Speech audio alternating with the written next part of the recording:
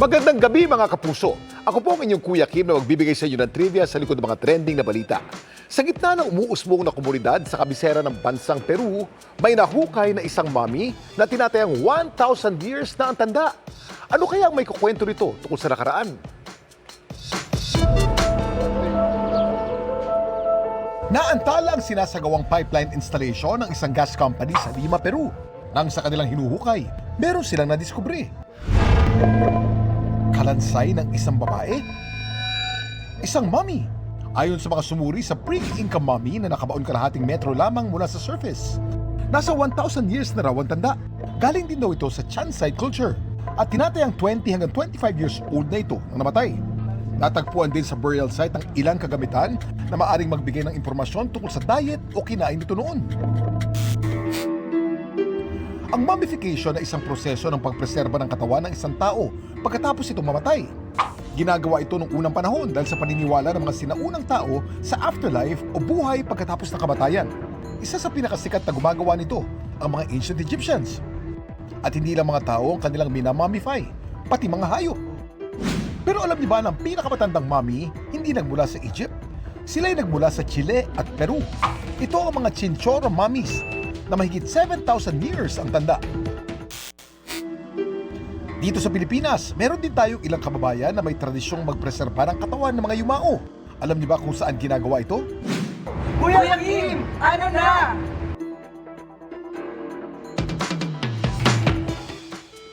Ang kabayan mummies na kilala din bilang fire mummies o ibaloy mummies ay ang mga sinaunang mummified na katawan na matatagpuan sa mga kuweba sa Kabayan, Benguet.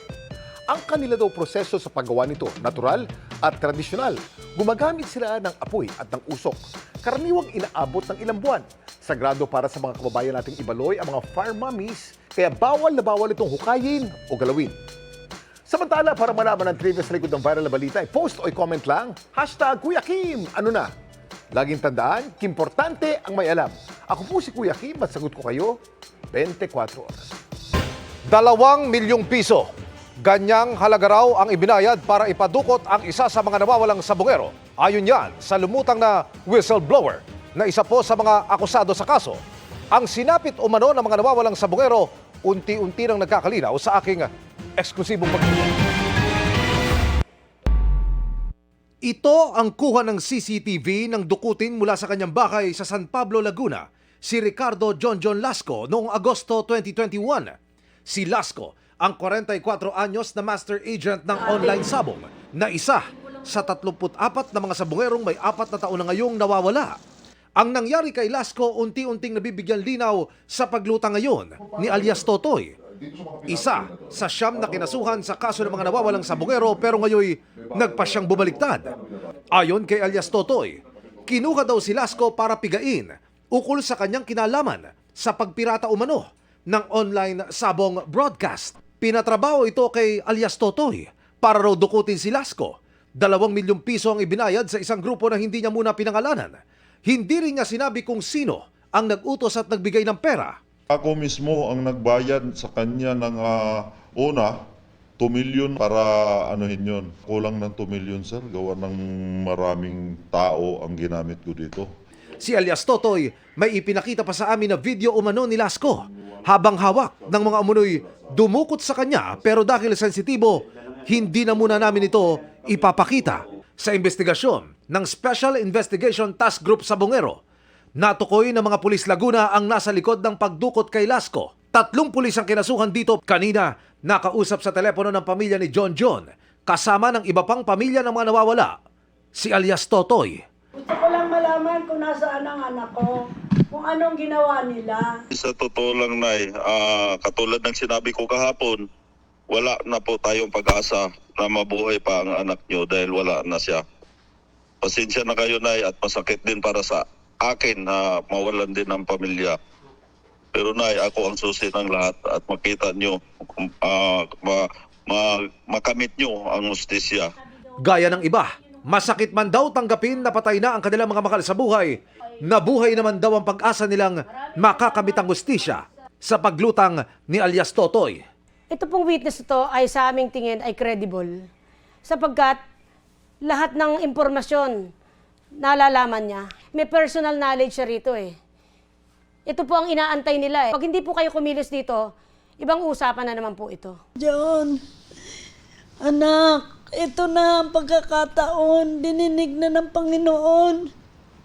Kadugtong ng buhay ko, anak. Ang makita ka pa, kahit na buto na lang. Tanggap ko na. Sana bago ako pumanaw, malaman ko kung nasaan ka. Nanawagan ang pamilya ng mga nawawalang sabongero sa Pangulo at sa pulisya. Ginoong Pangulo, kami po ay naninikluhod sa inyo. Hindi po namin inaasahan ng milagro. Ang hinihiling lang po namin ay isang malasakit. Ang inyong pakiusapan ng mga ahensya na muling buksan ang investigasyon. General Torre, kayo na po ang pang-8 PNP chief na naupo mula nung pumutok ang kaso ng mga nawawalang sabongero. Kaya't kami nananawagan, kailan po kikilos ang PNP? Hinihiling po namin ang isang formal na case conference. Ang PNP, handa raw na umalalay para bigyang proteksyon ng testigong posibleng makapagbigay ng linaw sa kaso. Para sa GMA Integrated News, Emil Sumangil, nakatutok, 24 oras. Pinag-aaralan naman ng Justice Department ang magiging hakbang kaugnay ng naunang revelasyon ni alias Totoy na nakalibing sa Taal Lake ang mga patay na umanong missing sabongero. Kailangan anya ng mga eksperto para makumpirma ito. Nakatutok si Salima Refran.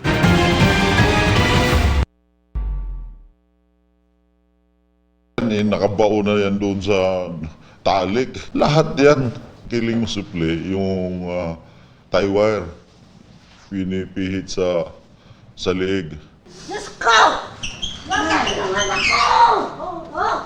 Para makumpirma ang binulgar na yan ni alias Totoy na sa Taal Lake inilibing ang mga nawawalang sabongero, kakailanganin ng mga eksperto, ayon kay Justice Secretary Jesus Crispin Remulla. We will need technical divers to do it kasi malalim din yan. And it's not easy to go into a lake bed to look for human remains. Bagaman hindi niya imposible ang kwento ni alias Totoy, maingat itong pag-aaralan. Kung walang trace talaga, it can be a credible story. When you vanish without a trace, then it must be somewhere where people have not been able to look. Baka hindi na titingnan pa yung lugar. Para kay Remulla, mahalagang mahanap ang mga buto, hindi lang para mapausad ang kaso, kundi para rin sa mga kaanak. To put to rest any doubts about the people we love. Yung mahal natin sa buhay, dapat ginagawa natin ng paraan para mahanap natin sila. Kasi yung nawala ng parang bula, hindi maganda yun eh. Malaking development din, lalo't pagkawala pa lang ng 7 sabongero ang may kadikit na kaso na dinidinig sa 2 korte sa Maynila at San Pablo, Laguna. At para dyan, walang nakakulong sa 9 na akusado. Naka-bail yung iba at yung iba naman ay hindi pa charged. Tsaka meron din mga andyan pa rin sa paligid na alam mo na. Kwine-question pa nga ng 6 sa Korte Suprema ang pagbaligtad ng Court of Appeals sa pagpayag ng lower court na makapagpiyansa sila. Ang pagkawala naman ng 27 iba pa, nasa proseso pa rin ng case build-up at magkatuwang ng iniimbestigahan ng NBI at PNP. Tulad ng NBI, tiniyak na rin ng PNP ang seguridad ni alias Totoy. Ang PNP po, especially ang ating Chief PNP, ay siya po willing na siya po mismo ang pumunta doon at alamin kung saan ba yung eksaktong sinasabi niya. Kailangan muna niyang mag-execute ng affidavit kung meron siyang personal knowledge. Para sa GMA Integrated News, Salima Refran, nakatutok, 24 oras.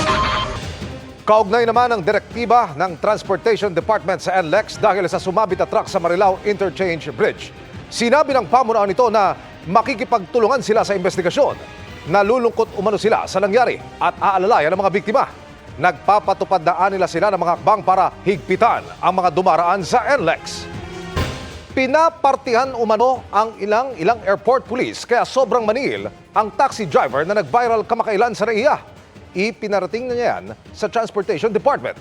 Nakatutok si Dano Tingkugo. Terminal 2 papuntang Terminal 3, 1,260, ganon? Ano yan? Para na kami nagbiyahe ng probinsya. Sa viral vid na ito, makikita ang pagtatalo ng isang taxi driver at pasahero matapos lumabas na nasa mahigit 1,000 piso ang singil ng tsoper para sa biyahe mula Terminal 2 pa Terminal 3 ng NAIA. Ang tsoper na yan humarap sa GMA Integrated News matapos ang pagdinig sa LTO kanina kaugnay sa show cause order na ipinataw sa kanya ng ahensya para ipaliwanag kung bakit hindi siya dapat bawian ng lisensya. Humingi ang kampo ng tsoper ng hanggang Lunes para maisumite ang kanyang paliwanag. Pero ngayon pa lang, humihingi na siya ng tawad sa mga pasaherong siningil niya ng lubhang mas mataas sa metro. Para po sa lahat ng mga pasahero na naging pasahero ko dyan sa Terminal 3, ako po ay humihingi sa inyo ng tawad kung kayo man po ay nasingil ko ng mahal. Paliwanag niya, kaya raw sobra-sobra ang singil dahil kailangan nilang magbigay ng hatag o lagay sa airport police para payagan silang pumila. Ang sistema po sa loob ng airport ay talagang napakataas po ng singilan dyan. At yan po ay nalalaman ng lahat ng mga empleyado, kahit nga gwardiya po ay alam po yan, yung sistema na yan dyan. At yan, lalong-lalo na yung mga tinatawag na APD natin dyan. Alam po nila yan yung sistema na yan dyan. Kasi kami mga driver sa labas, pag kami hindi nakapagbigay para sa APD, tumatawag po yan ng mobile, matik po yan, paparadahan kami, kakatin kami yan sa may labas. Titikitan po kami yan. At yung ticket na yun po ay pang LTO, at tutubos kami sa LTO. Ganun po ang nangyayaring kalakaran niya. Kaya kailangan po namin na magbigay din para sa kanila. Ang partihan daw anya 60-40. 60% sa taxi driver, 40% para raw sa mga tauhan ng airport, kabilang ang maglalabas ng pasahero para sa kanila at airport police. Dahil dito, ang halimbawang biyahe sa pagitan ng mga terminal na wala pang 200 pesos kung ibabase sa metro, nagiging 1,200 pesos. Pwedeng tawaran hanggang 1,100 sagad. Kung kukuha ng taxi sa loob ng terminal papuntang hotel, nasa 3,000 pesos ang singil. Kung sa kanila sasakay, 1,000 pesos daw ang pinakamababang singil. Pinakamahal ang halimbawa papuntang Pampanga. Mula NAIA papuntang Angeles, kung sa loob daw kukuha, nasa 15,000 pesos ang singil. Pinangalanan ng tsoper sa amin ng mga airport police na sinasabing tumatanggap ng hatag, lagay o porsyento pero hindi muna namin sila isa sa himpapawid.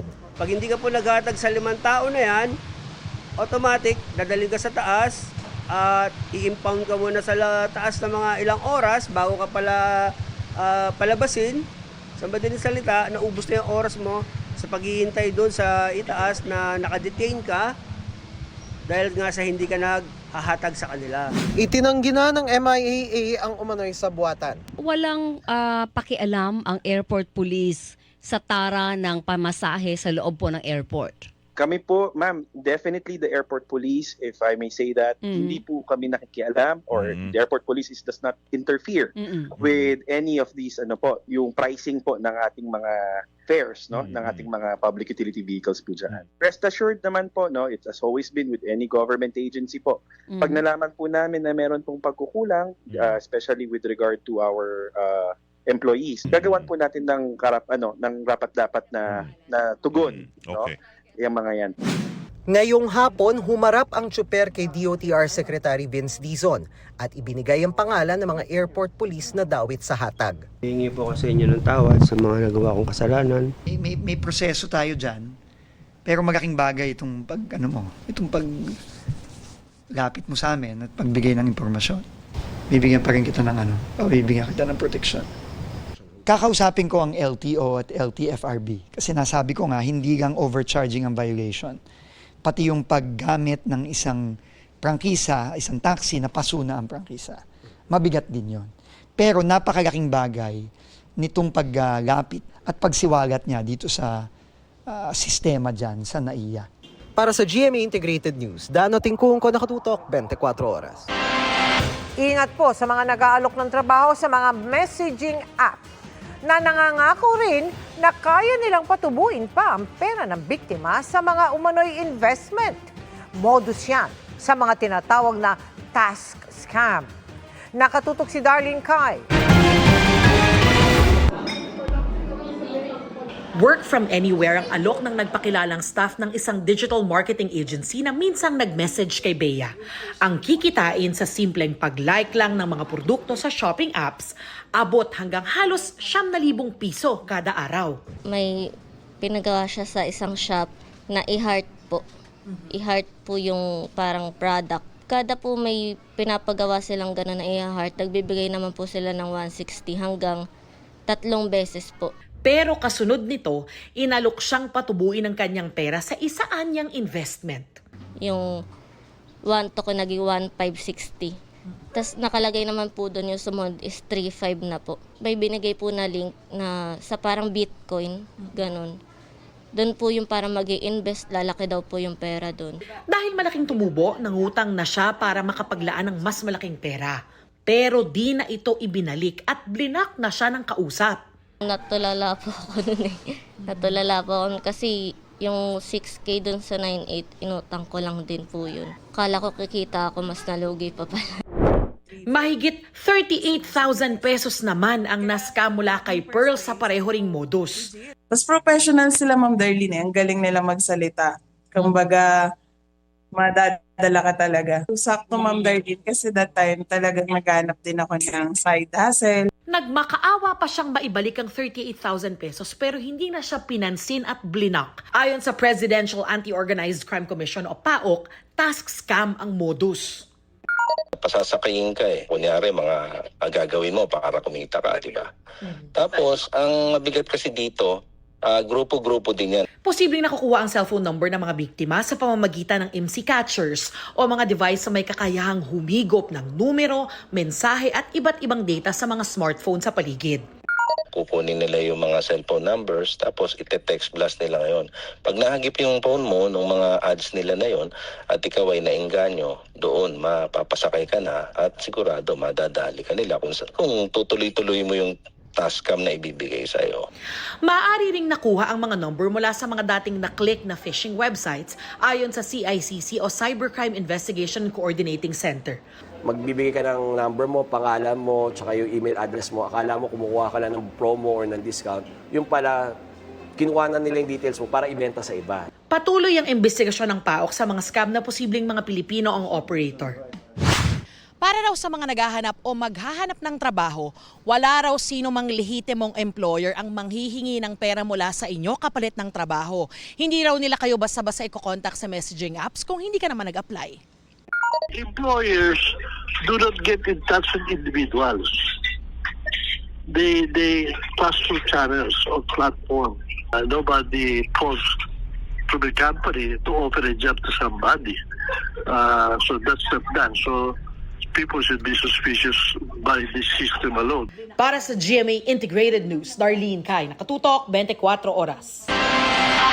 Binigyan ng Ombudsman ng 10 araw si Vice President Sara Duterte para sagutin ang reklamong isinampa ng Kamara kaugnay ng kanyang confidential funds.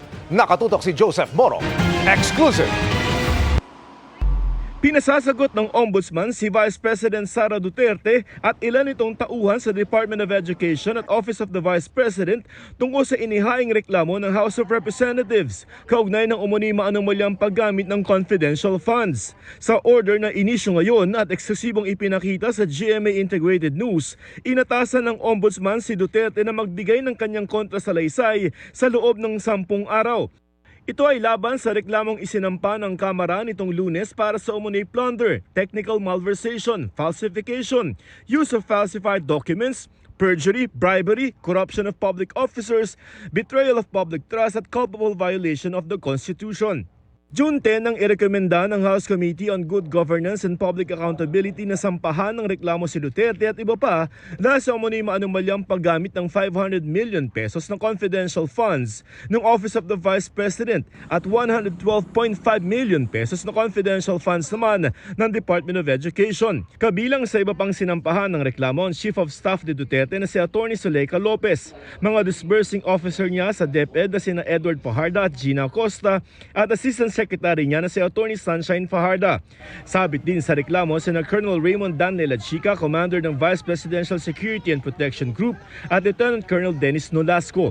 Ayon sa Ombudsman, kung hindi makakapagsumite ng kanilang counter-affidavit ang mga respondent, ay itinuturing na itong waiver nila at itutuloy na ang preliminary investigation sa reklamo. Sinusubukan namin kunan ng pahayag ang kampo ni VP Sara at ng iba pang mga respondent. Para sa GMA Integrated News, Joseph Morong, nakatutok 24 oras. Simula Lunes ay yayanigin na ang afternoon prime ng bagong seryeng My Father's Wife. Ang lead star na si Kylie Padilla naging vocal sa struggle bilang single mom at gayon din sa pagiging heartbroken kaugnay ng pagkawala ng kanyang character na si Amihan sa Encantadia. Emotional din ang bagong co-star niyang si Kazel Kinuchi nang magkwento tungkol sa biological dad niya na di niya nakilala. Ang kanilang pagsalang sa GMA Integrated News Interviews, ichichika ni Nelson Canlas.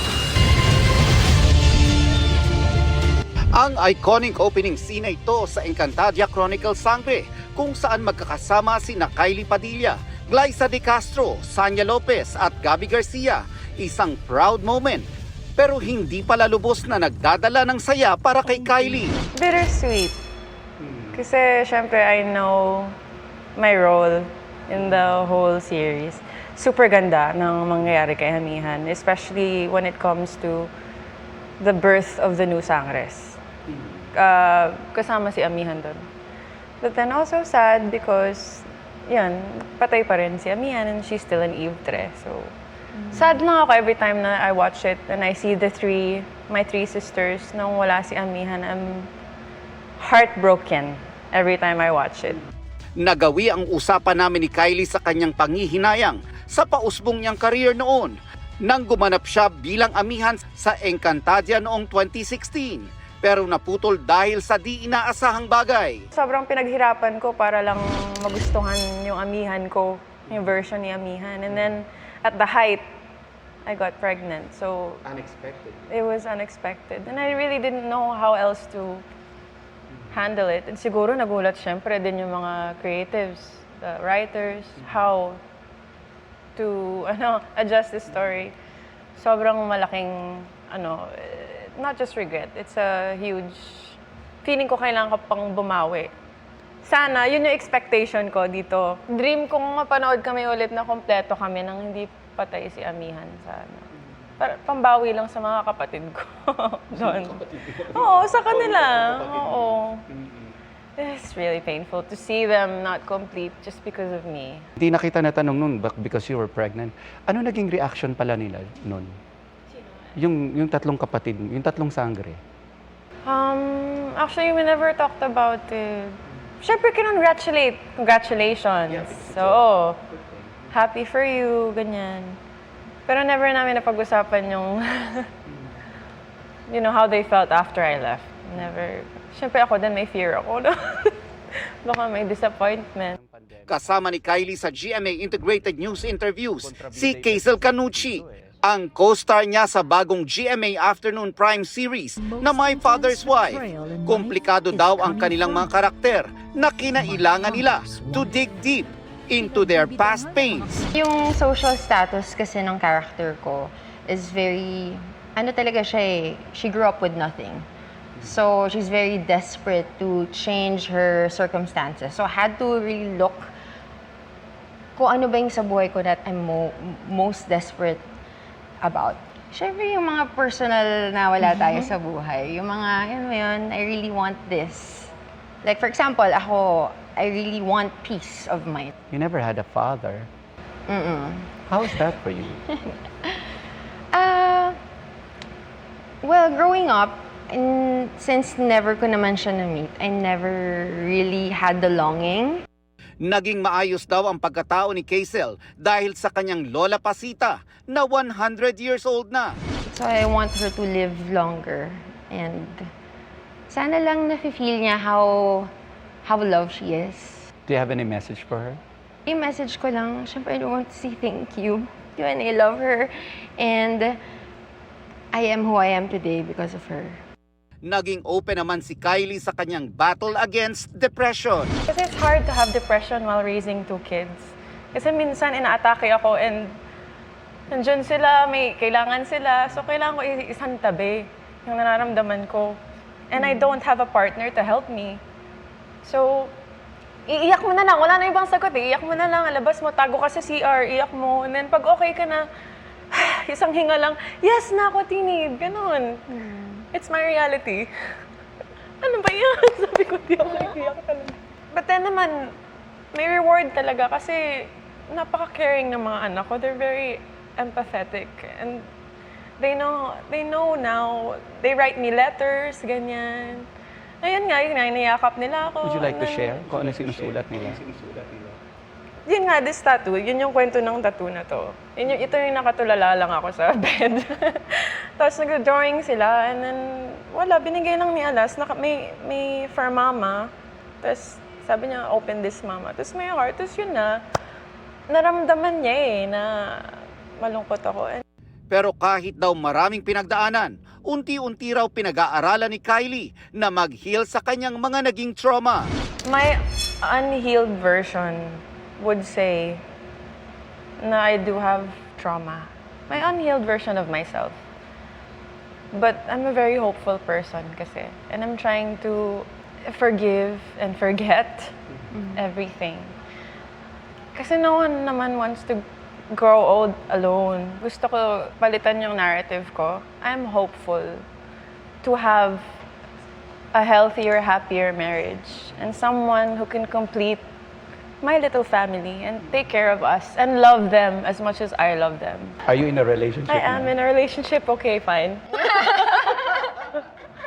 Mapapanood ang My Father's Wife mula June 23 dito sa GMA. Nelson Canlas, updated sa Showbiz Happening.